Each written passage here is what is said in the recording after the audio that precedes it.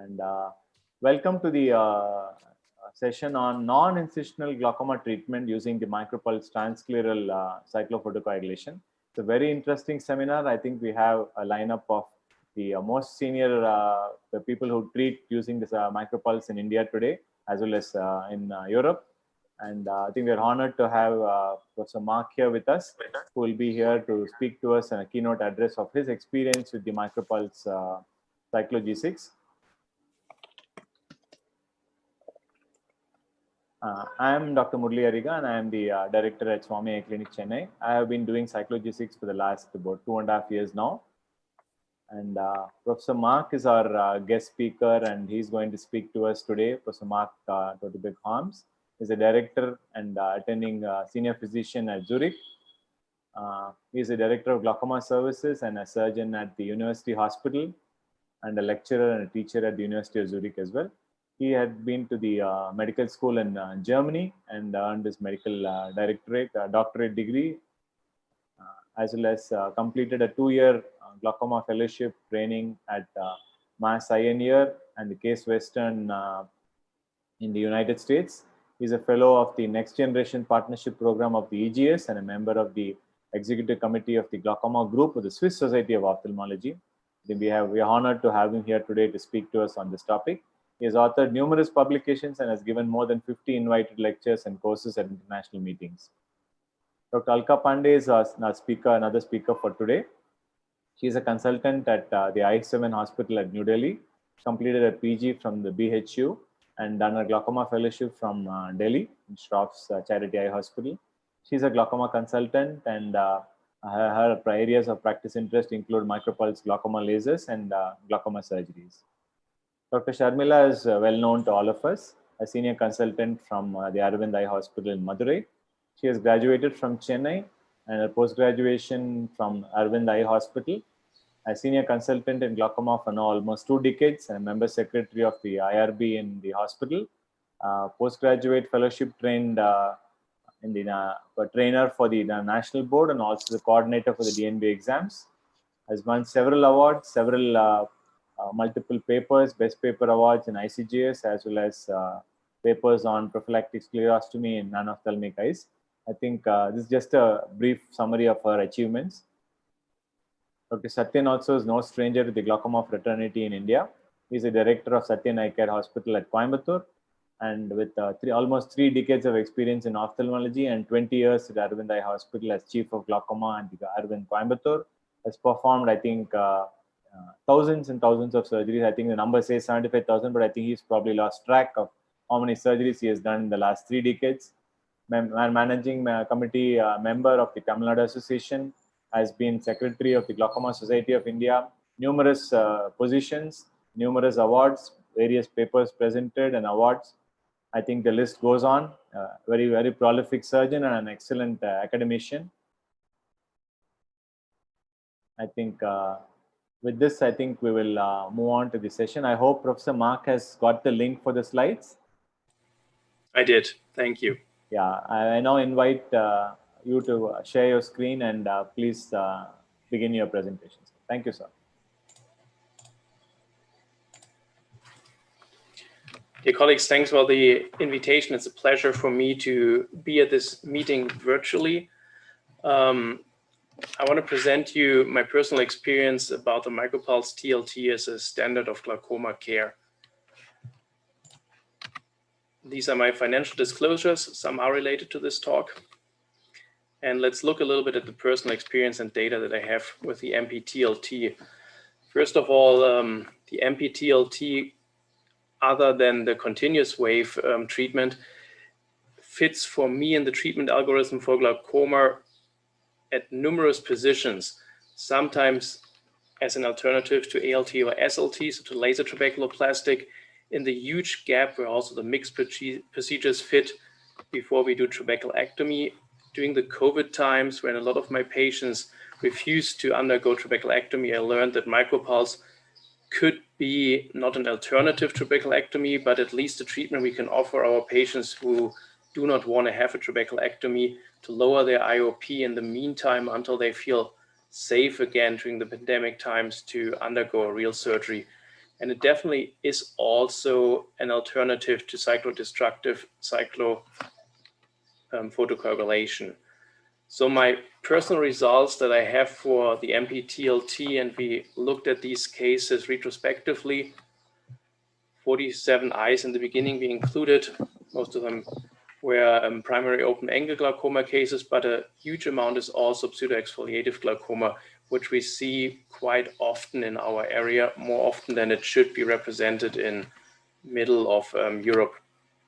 The mean age was 69 roughly, and the baseline visual acuity was not that good, 1.4, as it is most often when you start adapting a new procedure. At least in my personal experience, I try to start doing procedures on eyes which don't have a very, very good vision. And later on, when I know more about the complications and the safety of a procedure, I feel more comfortable to go on to eyes with better vision doing surgeries. The baseline IOP in these eyes was a little bit lower than 22, and they were on roughly 3 medications in the beginning. And there were moderate glaucoma cases. So looking at the baseline data and the data that we collected at 1 day, 1 week, 1 month, 3 months, 6 months, 9 months, and 12 months, we could see that the pressure was lowered not on day 1, but starting on 1 week after the procedure. So don't be disappointed at 1 day when the pressure is still not lowered after you do Mptlt. And the medications could be lowered only slightly, but at all time points, they were at least lower than at baseline. So we didn't fill up with medication lowered pressure, but we could see a real pressure lowering efficacy of the Mptlt through the last time point of the data collection at 12 months. And the visual acuity did not change during that time. I know it was a retrospective chart review and that has some disadvantages, but that's like the real life data I wanted to show you from my first roughly 50 cases. If you look at success rates, and for these procedures, we defined success as an IOP between 6 and 21, so no hypotony, but still lower than 21, but also an IOP reduction of at least 20%. We found a success rate at 12 months of 88% in these eyes. So the Micropus P3 device with a Cyclo G6 laser system is a mobile device, which is really nice because you don't have to use it only at one point. You can use it at different clinics. We have satellite clinics and I sometimes bring the laser there.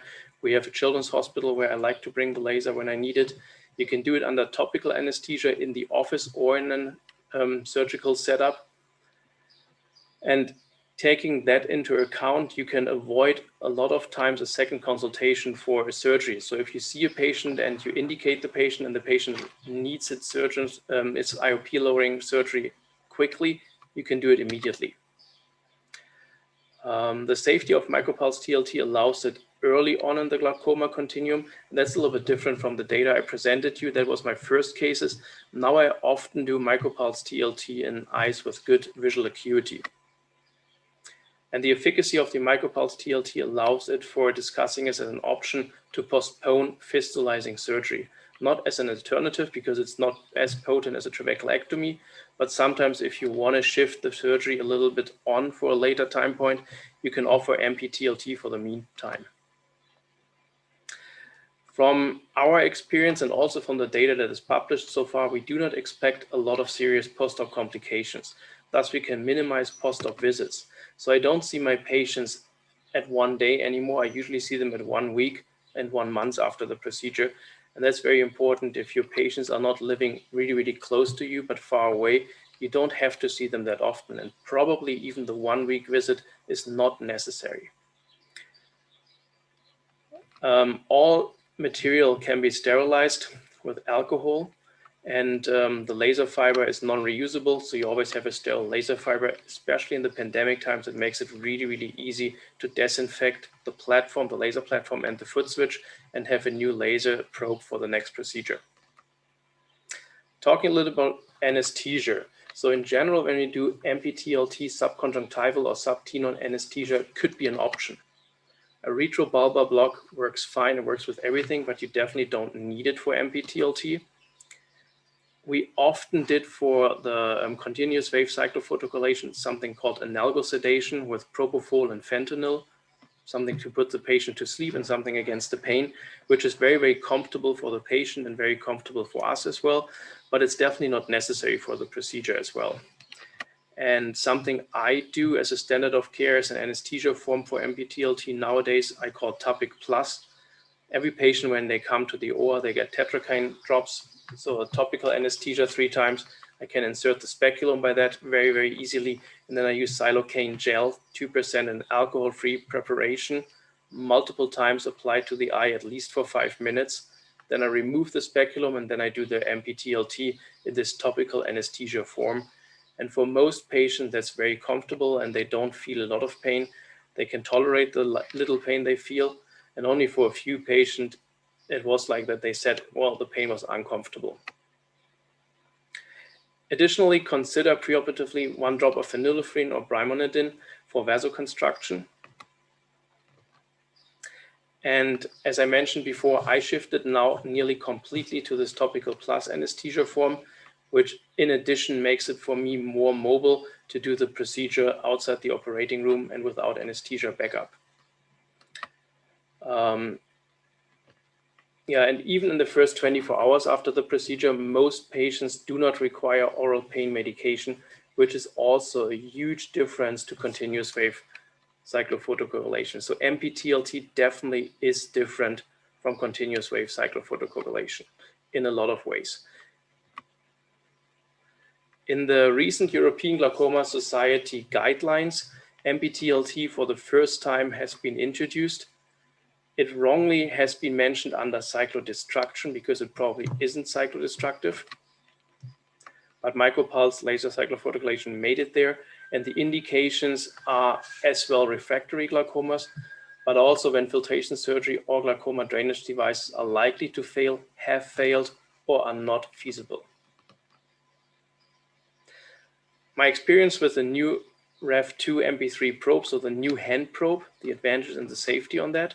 So first of all, if you look at it, the very, very big difference you have is the long and thin stem, the footplate, which is slightly bent and curved. You have the bunny ears on one side that go towards the limbus, and the other side, which is flat, goes towards the lid. You do not need a speculum if you use the Mptlt hand probe, the Rev2. The stem gives you enough access for the eyelid to see the limbus around the area where you want to treat. You orient the probe with the bunny ears towards the limbus. Make sure that the probe is in a liquid interface, and I come back to that later. Make sure that the probe is in contact with the globe. It's basically, if you use a pen and you write your signature on a piece of paper, the same amount of pressure you need to guarantee that the device with a laser fiber is in contact with the tissue you want to treat. And there's a little bit of variation and discussion about that, how many time or how fast, or better, how slow you should swipe doing your passes. I recommend at least 10 seconds.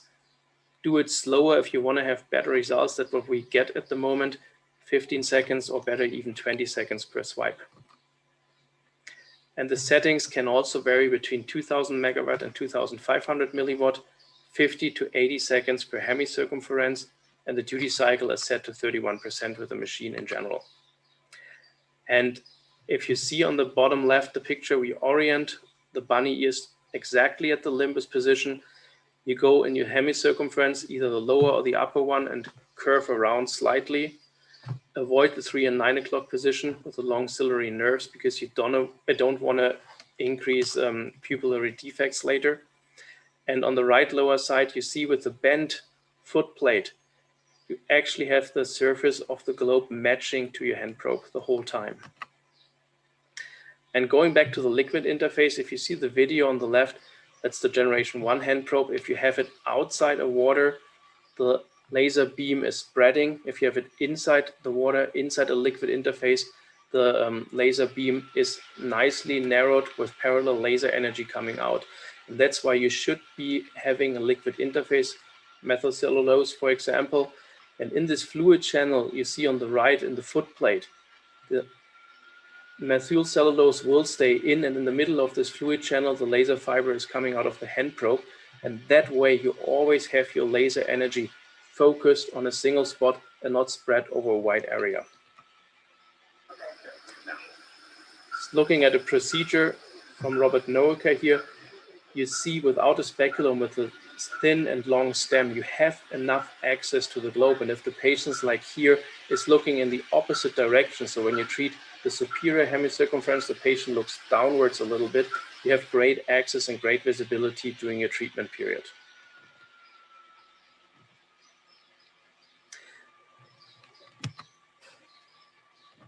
So just to summarize that, perpendicularity on the sclera is much easier achieved compared to the prior version of the probe with the Rev2. As a result of the good visibility of the position of the probe to the limbus and the perpendicularity on the surface, probably less variation in the treatment location is achieved, and probably thus I expect more stable treatment results we will get with the Rev2 in the future. The complication rates in general are pretty low.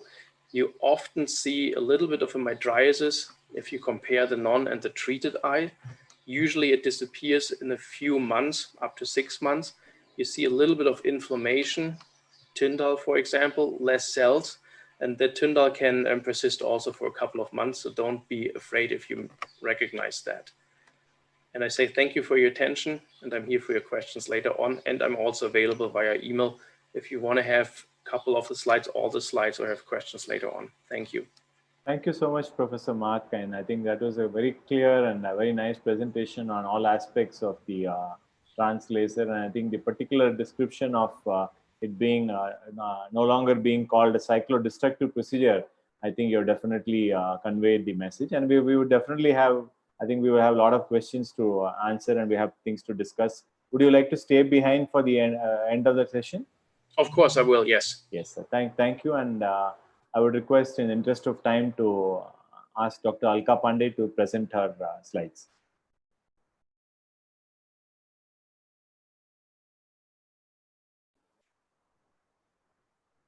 You're unmuted. You'll have to, please go ahead. Yeah. So good evening, everybody. Now that we have the European perspective of the Mptlt, I'd like to touch upon the criteria of selection of patients who are likely to benefit most from this laser.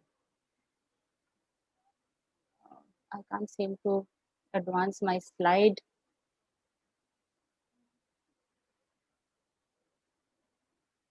Right. There. So the basic objective of this laser is to reduce the intraocular pressure.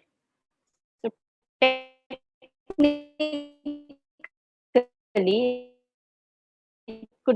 glaucomas needs to be seen. My slides are not progressing well. I'm sorry for that. Yeah. So I'll discuss a few cases where I have done the micropulse laser and it has been very useful, followed by a broad overview of the results.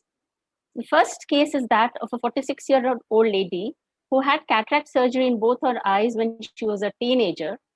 And she came to us with a pressure of 35 millimeters of mercury. So we started her on oral and topical anti-glaucoma medicines, but she was a very non-compliant patient.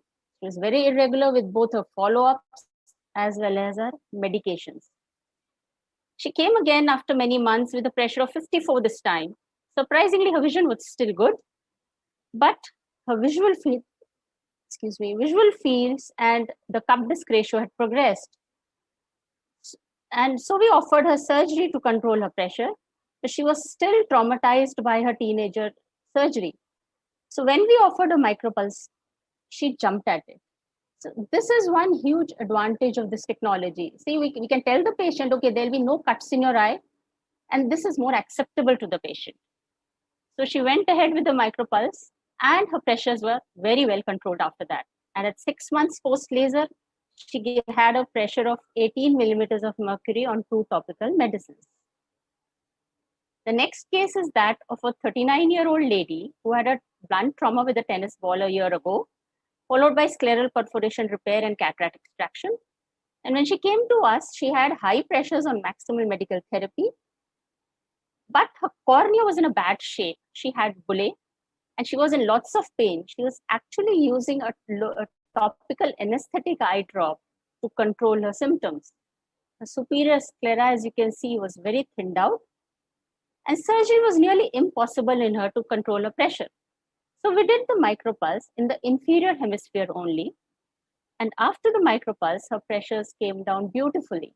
And at 1 year follow-up, she has a pressure of 12 on 3 topical medicines. But most importantly, her eye became very quiet. You can see the bullae have disappeared and she has no pain or redness at present. Compare this with the bullae picture which I had shown you earlier. The next 2 cases are that of post-traumatic raised pressures. So after trauma, the pressure rise is usually temporary. So micropulse here works very well to control this temporary rise in pressure, as happened in our 2 cases. Some other cases where I found the Mptlt very useful was a 25-year-old male with unilateral pathological myopia who had an RD after the ICL implantation, and after the detachment surgery, he developed raised pressures. And we know in a high myope, the sclera is very thin, and any kind of surgical intervention is likely to lead to complications. So micropulse is a good option in such a case. The next case is that of a 67-year-old gentleman with pseudoexfoliation. He had a visually significant cataract in his left eye and high pressures, but he was unable to undergo surgery. So the micropulse was used to control his pressure till he could get the cataract surgery done. The next case is that, again, of a 62-year-old gentleman with a history of CRVO. He was an uncontrolled diabetic and hypertensive. And despite the panel retinal photocoagulation and anti-VEGF injections, his pressures were still high, the neovascular process was still going on. And because he was medically unfit for surgery, the micropulse laser was used to control his pressure temporarily till we could plan a more definitive procedure. So in our experience, of the 50-odd patients which we have treated, the most cases were those of primary open-angle glaucoma and secondary glaucomas. But we have seen that neovascular glaucomas usually do not have a very lasting decrease in pressure after the micropulse, maybe because of their underlying condition. Also in children and teenagers, we have seen that the pressure tends to rise again after 2 to 3 months. So in our cases, we saw a pressure drop of about 31% at the end of 1 year from a mean of 23.89 to 16.45. The number of glaucoma medicines in our cases reduced from 3.5 to 1.8. That was a huge drop of about more than 45%. So at this point of time, I would consider micropulse TLT in patients in whom previous glaucoma therapy is not effective anymore. Patients who are non-compliant or allergic to medical therapy, or patients who are simply scared of surgery, or in patients who are very old with other comorbid conditions and not fit for surgery. Patients who have had multiple surgeries, other surgeries like vitreoretinal surgery, and they're not keen on another surgery. Or in patients who are at high risk of infection or have impaired wound healing due to some cause. In the published literature which we had earlier, people generally use this technology initially for refractory glaucomas and in advanced or end-stage cases. But as our experience with this technology grew, people have been using it more and more in early cases. And it can even be used in eyes with good vision, like we did it in our case. And it can be now used as a first-line treatment also for controlling the intraocular pressure, or to buy time till a more definitive surgical procedure could be performed. But it's still a new technology comparatively. And it's very difficult to give a definite selection criteria that, okay, this is useful in these cases. But nevertheless, the USP of this technology is that it's a non-invasive procedure. So people tend to accept it more, and it has very minimal complications. Thank you. Thank you, Dr. Alka Pandey. I think a very clear and nice presentation. I think we will take up topics for discussion at the end. I now request Dr. Sharmila to share her screen and start talking.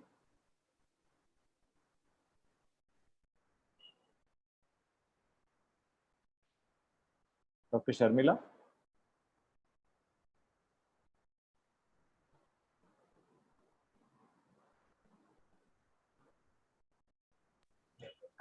I can't find him.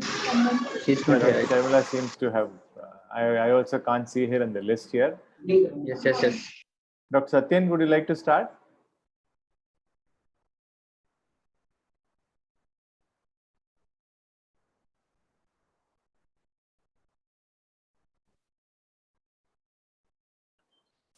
So can you see my screen and can you hear me well?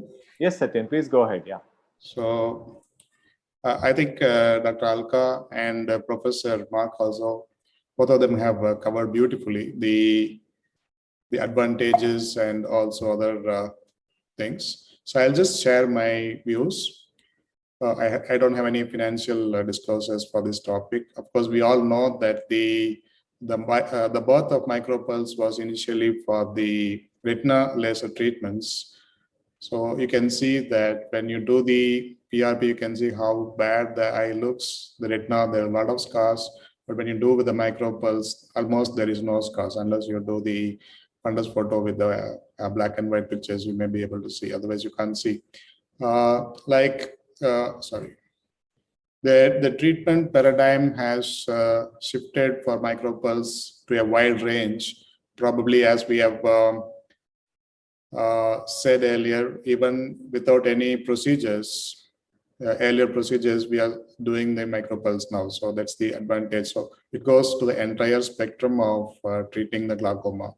So the advantage is, so you can see that you name a patient in glaucoma management, it is almost there in every given patient that we do the Micropus. It's a large spectrum, almost covering the entire spectrum of glaucoma management. And this is a single laser machine with a one probe, and we can do the treatment for multiple patient types. So you can see the benefits of Micropulse transscleral laser therapy. It reduces the intraocular pressure by 30 to 45% with the success rate of between 60 to 80%. And how long it can stay, it is about 78 months, the IOP control has been shown. But the only thing is you may have to go for the retreatment of these patients. Some of them at least require a retreatment. So there is a possible reduction in the number of medications. We know that the number of medications reduction also plays a critical role, especially on the ocular surface. And looking at the safety profile, there are over 70 studies. They have shown that there is very low incidence of adverse events. And as I mentioned earlier, about 30 to 45% of IOP reduction is seen in 60 to 85% of the patients with a good durability of more than greater than 12 months. And it is versatile. And it is very easy to use. Professor has already shown how easy to use that the new probe. This is the old probe, how we used to use it, like 5 continuous sweeps for about 16 seconds. And the whole procedure is done within 160 seconds. So that means it's kind of less than 2 minutes. So the procedure is over, the patient is more comfortable than much other like stent procedures. So it is a very good way to look at the treatment. Is that a retreatment possible in this laser? Yes, definitely. It is a first non-incisional laser, a non-invasive laser procedure with a high safety profile. What is that we are bothered about is the thicycle eyes. We have it in the regular diode laser. So there is a huge advantage when you do this. Even if you repeat, there's no need to worry about the thicycle problems, thysis eye problems. And when do we really do the retreatment? Probably about 6 to 8 weeks of the first treatment, then you can look at the retreatment. But later also, when the patient goes in for a failure, you can always do the retreatment procedures. These are some of the patients where we have done the laser procedure. So is that the TLT is advisable before the trabeculectomy or tube surgery? Yes, we all do that nowadays. It gives definitely good results. As Dr. Alka was mentioning, like before you do the trabeculectomy, where the IOPs are very high, like 40s and 50s, where you cannot do the trabeculectomy, you can do the cyclo procedure, TLT procedure. And once the patient is reaching about say 25 or 30, then you can comfortably do the trabeculectomy. What is that? The pitfalls, this is in our views, in a small setup, accumulating the patients, as we know, the probe may be used only for about say 45 minutes. And as the probe is slightly expensive as far as the Indian conditions are concerned, but this has to be worked against. There is a high variables. There are many variables to include in this. So I'm not going to talk about that in detail. But some people, you may feel that it is very costly. But then, if you can accumulate the patients of about 4 or 5 patients, then the procedure is still viable. And the effectiveness is the one thing which we have to really look at it. In our scenario, Indian scenario, we have probably for 3 years, 2.5 years is the data that we have. And going in for the repeat procedures, we still do not know how many patients really requires a repeat procedure. We have to see that part of it. And regarding the visual acuity and the papillary dilatation, some of us have come across this papillary dilatation. That is mainly because of the probe misalignment at the limbal area. I believe the new probe, which has been well designed, that we will not have the papillary dilatation and the visual acuity issues. That's what the company has come up with. Because the probe, we have had the papillary dilatations. And there are some reports on the neurotropic corneal ulcers post-laser, but we haven't come across, till date, we haven't come across one. So I'll just share our results. We have started in the December month of 2018 till 2021. I have some results to show. So totally we have about 139 patients we have done. And of that, we have taken 115 eyes, but I have excluded the neovascular glaucoma from this and the pediatric eyes. So we have given the results of about 72 eyes. You can see this is the primary glaucoma of 51 numbers, and the remaining is the secondary glaucomas. And age group is close to 60 years, but there is a wide range that is varying between 20 to 86 years. But if you can see that there is majority of them are over 50 years, that is 73.6% is over the age of 50.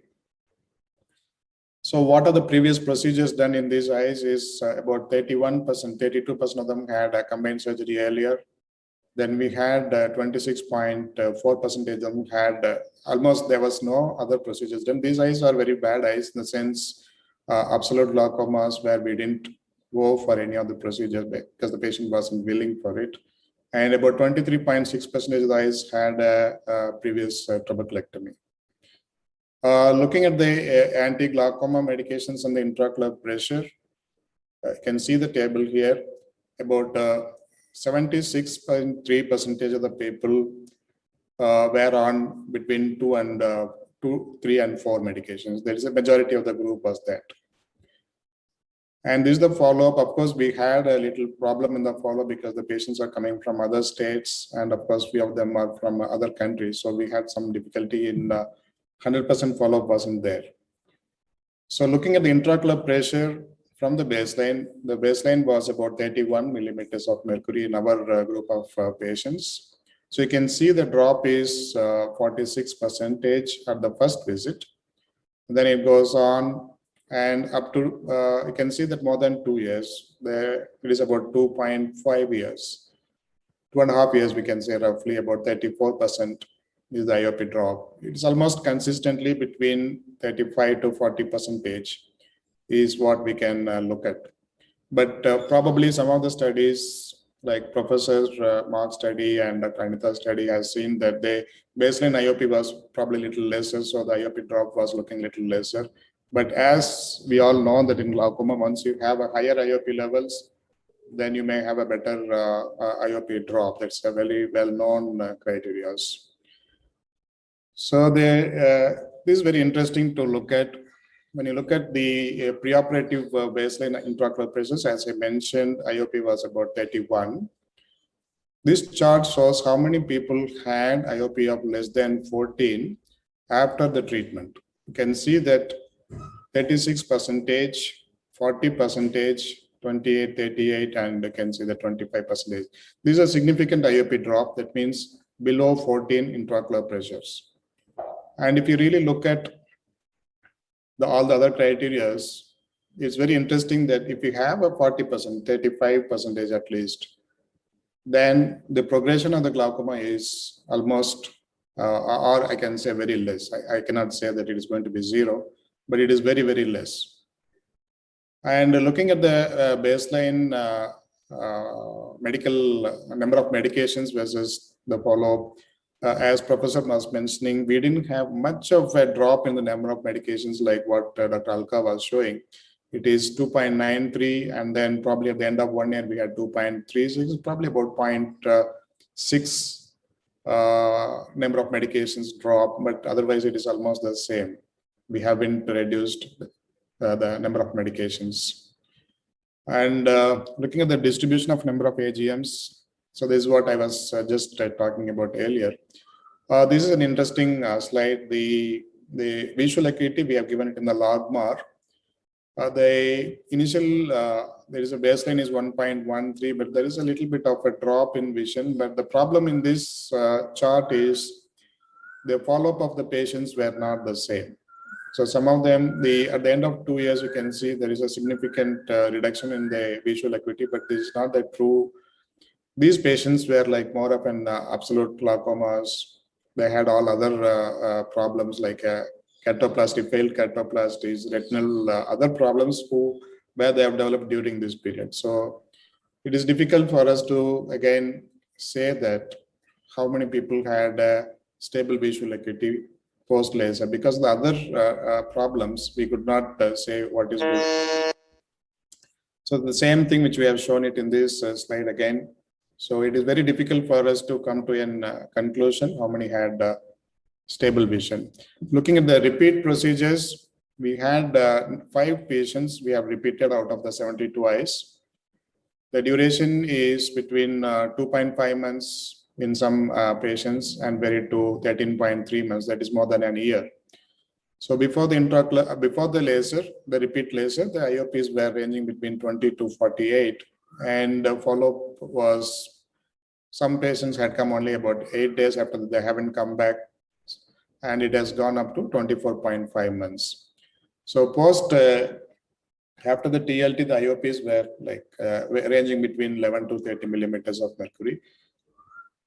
So this is to compare the other studies outcome of laser. We have seen that 30.6 to almost similar to our patients. The IOP drop has been close to 40% in this study. So just to conclude that the Iridex, the Micropus P3 system is a very safe, non-destructive and a repeat procedure with a decent intraocular pressure reductions between 35 to 40%.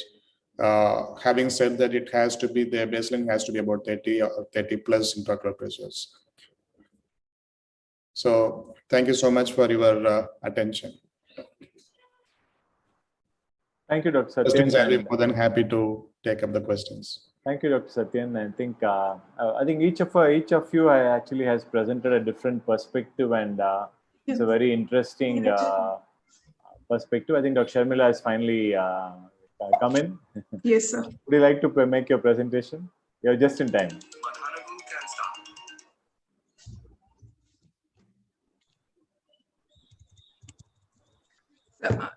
Just a minute, I'll just share it. Yeah, we do have a lot of questions actually lined up, and yeah, you please present, and maybe at the last 3 to 4 minutes we can discuss.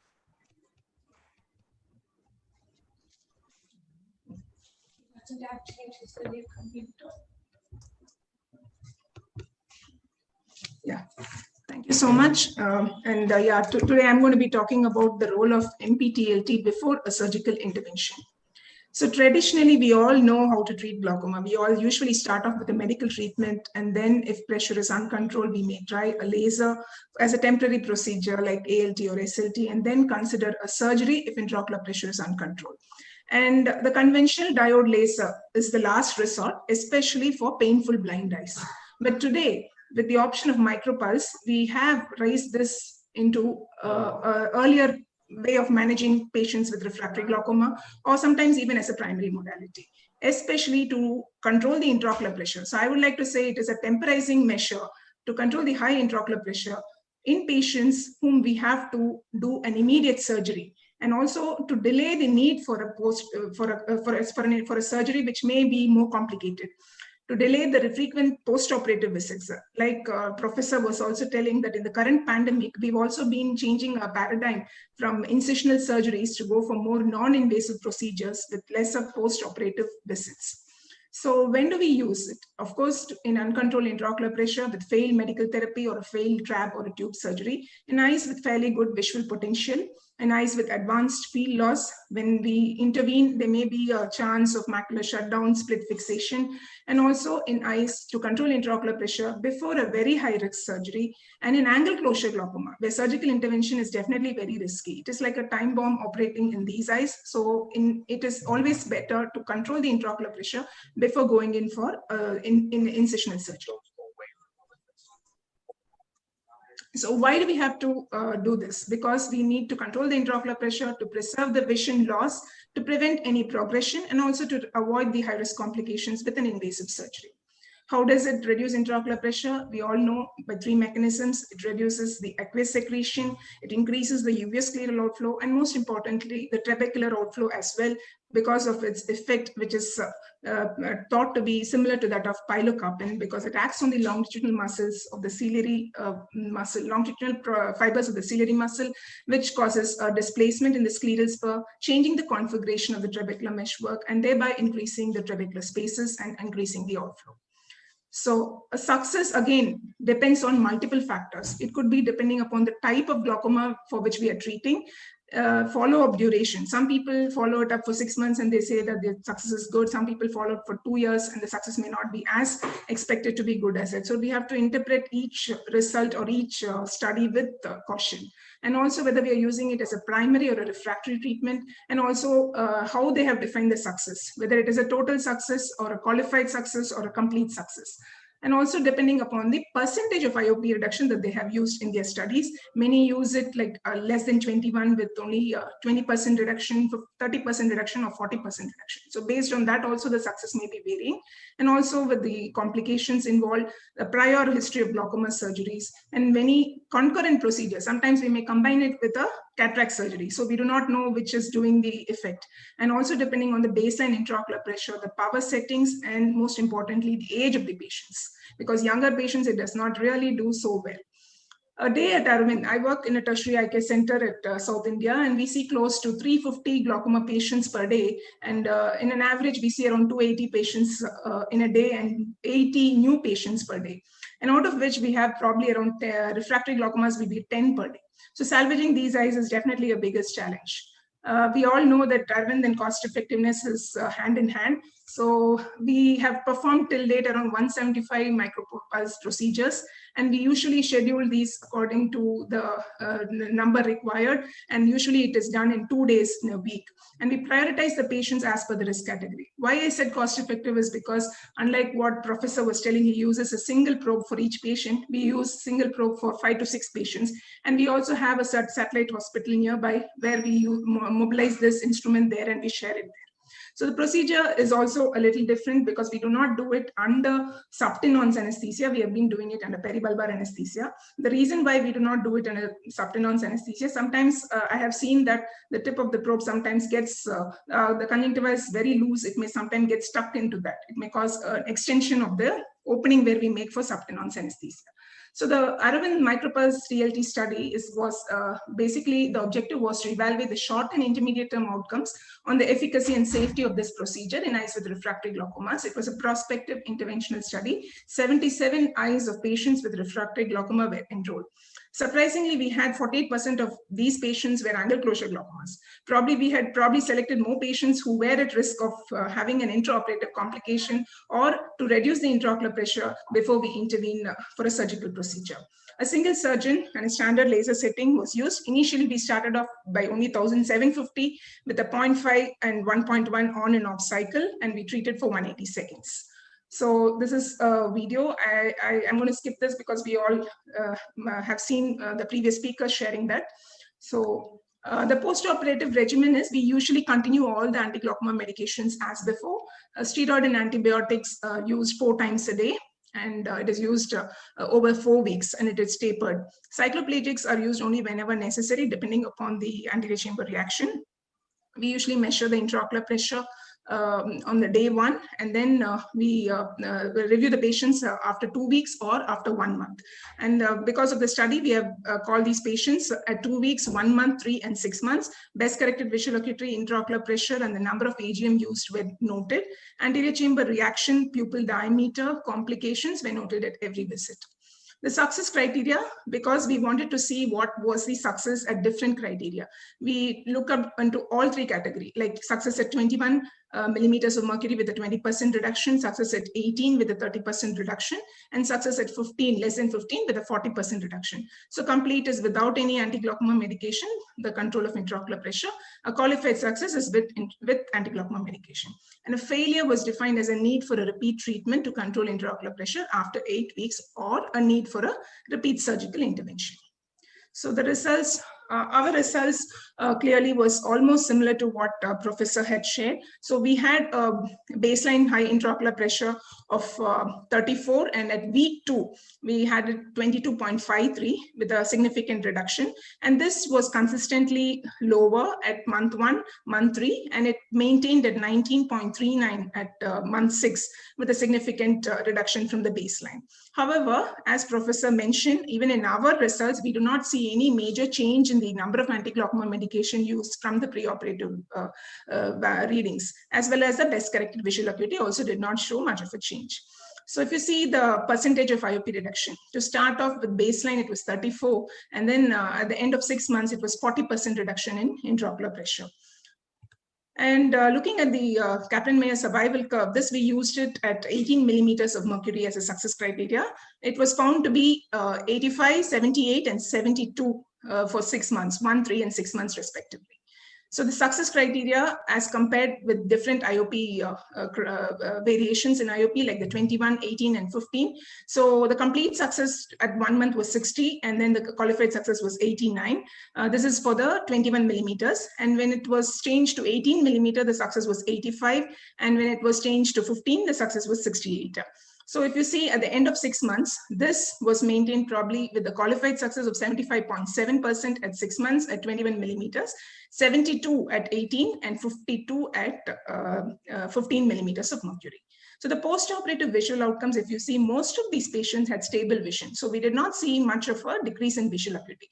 However, a small percentage of patients did have a decrease in visual acuity. The reasons for decrease in visual acuity were either a vitreous hemorrhage, cystoid macular edema, and 1 patient had corneal decompensation. There are many complications associated with the laser procedure, but we did not see all of them. We did have a few patients going in for retreatment. There were 2 patients who developed vitreous hemorrhage. There was 8 patients who had a decrease in visual acuity, and 11 patients had progression of cataract. So comparison with the conventional procedure also showed that the conventional procedure had more complications, more phthisis reported.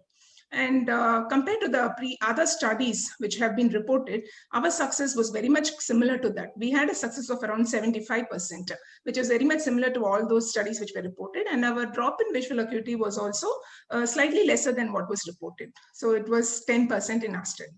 So I would like to conclude by saying that the Mptlt is definitely a promising option in temporizing the high intraocular pressure before any filtering surgery, especially in eyes with refractory glaucomas.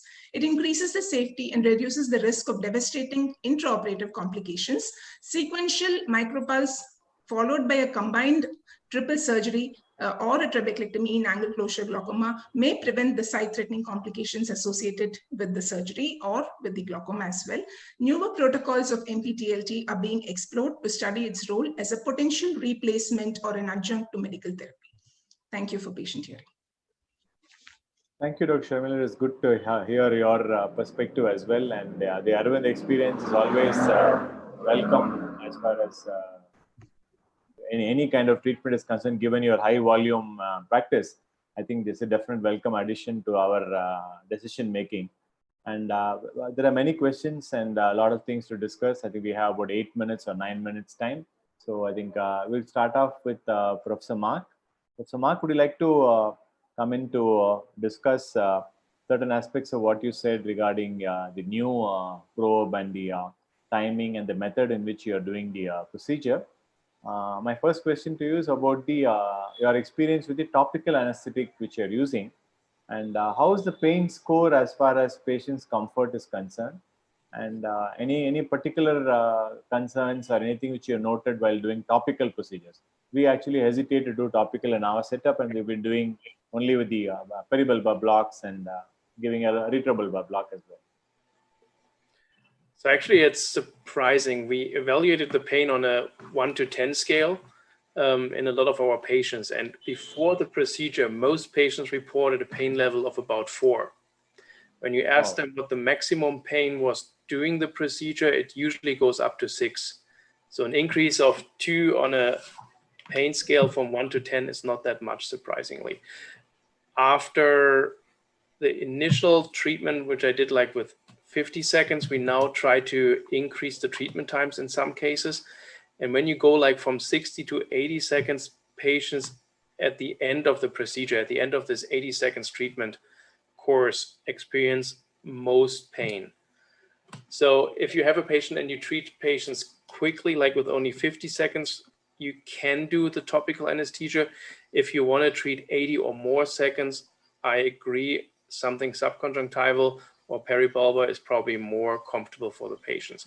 But in a lot of patients, in our population at least, the topical treatment is possible. And I always keep in mind and tell my patients, like, if they are not comfortable during the procedure, at any point you can pause and stop and convert to a more invasive anesthesia form. I mean, it's not like you have to continue the 80 seconds straight. You can always pause, and if topical anesthesia is not enough, give subconjunctival or peribulbar anesthesia, and then continue for the rest of the treatment course. That sounds perfect, and that sounds interesting. I think you have been doing with the varying times, and the powers have been 2000 milliwatts? 2500 now, yes. 2500. I think Dr. Sharmila has been doing in their center, the data which she showed has been 1750. So I think I have not changed my energy settings for quite some time now, and I keep it at 80 seconds alone. Do any of you experience a pop in some patients? The pop which you used to get with the older the G probes, Satyan, Alka, the pop, the micropulse, the pop, the explosion which you used to get with the older one. I haven't come across one yet, Murli. Any of you, Dr. Alka? No, not yet. Yeah, I too have not experienced that, but many people keep asking me that will there be a pop, and we used to have the pop sensation earlier, which means that the ciliary process is exploding, and then we scale down the energy. So I think that is history, and I think obviously we're not going to be seeing that. And there has been some question regarding people having retinal breaks in the periphery, lattice degeneration, horseshoe tears, and maybe even high myopes to the previous history of retinal detachment surgery and so on.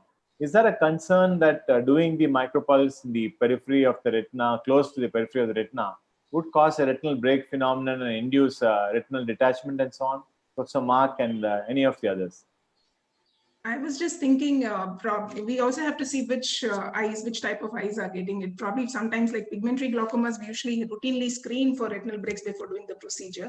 And having said that, even the scleral thinning, maybe we probably have to look at the RCS thickness and axial length, which might give a clue in order to be more safer to avoid such complications. Professor Mark? I also think like when you correctly position the probe, you're not treating the retina. I mean, maybe in very, very short eyes, that could be an issue, but I haven't experienced any problem with retinal breaks after the procedure. Yeah, the same here. I think I have also not experienced, but I got a query from the head of PGH Chandigarh. He has experienced a few patients who developed a detachment after the procedure and so on. So he was concerned, and they have put the procedure on hold based on this. And I have reassured him that none of us have experienced this in our patients and so on. And that's one. And the second question I had for you was about the the extent of treatment. We were talking about 2 hemispheres below and above. We probably avoid the 3 o'clock and the 9 o'clock. Would you, in some patients, whether primarily or as retreatment, consider doing 180 degrees treatment or 360 degrees treatment? Always is the norm for you. Well, I mean, my protocol is always 360, and if I retreat, I also retreat 360 degrees. 360. Okay. I don't think it is wrong to do 180 and see how low you get, and then do the other 180. Do the other one, another sitting. But I think it's more stressful for the patient if you treat 180 and probably have to retreat the other 180 later. So if it's one session for the patient, it's one procedure. If you do 2 sessions with 180 plus 180, probably later, for the patient's view, it's like 2 procedures. It's one more visit to the procedure room as well. Dr. Satyan, Dr. Alka, any comments? You always do 360? Yeah. No, we don't do the 3 and 9. We leave the 3 and 9 o'clock. And we have treated one hemisphere only in the cases which I showed where the superior sclera was thin, very thin. So we have treated only the inferior hemisphere. I've done in 2 patients, so we have treated only the inferior hemisphere. But then I have done 2 cycles of the laser, not 1 cycle. So it's almost equivalent to that only. Yeah. Satyan, yeah. Yeah, there are a lot of changes which has happened during our tenure now. In the sense 2018, when we started, we were doing inferiorly little, and then we went in for both superior and inferior. That time we haven't understood the 3 and 6. Then 3 and 9 o'clock, of course. Then we stopped doing the 3 and 9 o'clock. Then we changed over to, again, we use the, what do you call, the viscoelastics to have a much more, probably a more IOP drop. We understood the There importance was of the an viscoelastic. evolution which has happened in our procedure. So now it is like set 2000 milliwatts is the power, like what you're keeping it, and superior and inferior, leaving out the 3 and 9 o'clock, but we use the viscoelastics for supposed to be for the better outcome. Okay. And one very interesting observation, I think all of you have also seen, and my own practice as well, that the number of medication actually doesn't completely come to 0. You probably maybe take off 1 drug or maybe 2 drugs, but the patient still continues to use the drug. Has any of you experienced a particular kind of drug which you can take off? Maybe the aquasuppressant you're going to continue, or you're going to take off the UV scleral outflow drug, which is the one is probably likely to be taking off, because this procedure is supposed to work like pilocarpine, maybe increases the outflow and so on. So which medication is going to be taken off, and what is your take on that? Okay. Yeah, Sorry. just looking at... Yeah, Go ahead, I think sir, go ahead. ladies first. Okay, fine. Go ahead. I think conventionally we all believe that it reduces the secretion. So I would probably go in for stopping a beta blocker, because I'm not sure about the other routes, how it's, because there is a modification in the biochemical or the cellular spaces that I'm not sure how much, but probably I would take out the beta blocker first. Satyan? Yeah, my take on this is if the IOP is less than 10, then I would probably look for stopping the medication, one medication at a time. But if I want to stop medication, I would look at the medication which is causing most adverse events to the patient. Ocular surface disorders, which gives, then that is the one which I really look at stopping it rather We're than... actually almost out of time, and one last comment from Professor Mark regarding this medication, and then we stop. Like, you should take off the medications that is most uncomfortable for the patients. Like if you have something that causes redness or inflammation, I would take that off first. Yeah, same here. Yeah, I think it makes sense. I think the most uncomfortable drug for the patient is what makes sense, and there's no particular logic of which drug you're going to stop and so on. I think it has been a wonderful session so far, and I think each of us has given a different perspective, and I really thank Professor Mark for finding the time to take part in this wonderful symposium, and also thankful to Biomedics for the sponsorship of this symposium. And thank you, Dr. Sharmila, thank you, Dr. Alka, and thank you, Dr. Satyan. I think we have run out of time. And Thanks to all of you. I think we can definitely keep in touch by email and other methods. I think we can keep the discussions going. Thank you all. Thank you so so much. Thank you.